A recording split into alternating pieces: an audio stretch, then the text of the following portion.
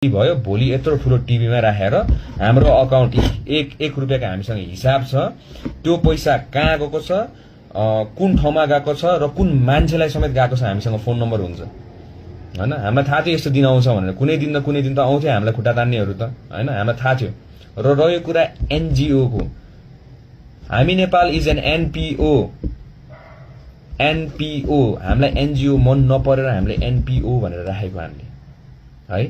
र त्यसको पनि एभिडेन्स हामी भोलि देखाइदिन्छौँ, ढड्डै पल्टाएर मजासित ल यहाँ यो छ, हाम्रोमा यो आधारमा हामीले यो आन्दोलन गरेको हैन, यो हाम्रो फाइनान्स हो, हामीसँग भएको पहिला यति रुपियाँ छ र कुन चाहिँ युएसएआईडी देखि लिएर कुन चाहिँ युएसआइएनजिओ सँग हामीले पैसा लेखेर छ, 1 रुपियाँ देखाउ ल, 1 रुपियाँ मात्र देखाउनु हैन, धेरै परेन। मैले भने त 1 रुपियाँ मात्रै हाम्रो यो फोरेन आइएनजिओहरूबाट लिएको मात्र देखाउनु ल, 1 रुपियाँ, $1 मात्र लिएको देखाउनु न, बाँकी पर्दैन।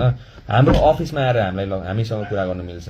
अनि तपाईहरुको फाइनान्सेसमा ल एउटा पनि हामीसँग जोइन भएको कुन चाहिँ सँग चाहिँ हाम्रो जोइन छ। रह्यो कुरा हाम्रो वेबसाइटको, हाम्रो वेबसाइट अन्डर कन्स्ट्रक्सनमा छ, त्यत्रो लेखिरहेछ त्यहाँ अन्डर कन्स्ट्रक्सनमा छ भनेर।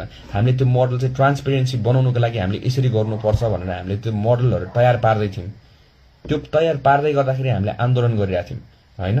अब त्यसलाई त्यसकै भरमा लगेर त्यसको मुनि लेखिरहेछ त्यहाँ त यो सबै कुरा डेटाहरु हैन हामीले सार्दै छौं, पुरानो डेटाहरु सबै फाइनान्सेसहरु हामीले सार्दै छौं, ताकि मान्छेलाई चाहिँ हरेक रुपैयाँको हामीलाई हिसाब होस्, थाहा पाओस्, मान्छेले कुन पैसा कहाँबाट आयो र कसरी गयो थाहा पाओस् भनेर ट्रान्सपेरेन्सीको लागि बिल सहित अपलोड गर्नु मिल्ने सिस्टम बनाउनु पर्छ भनेर हामी लागिरहेको थियो हैन।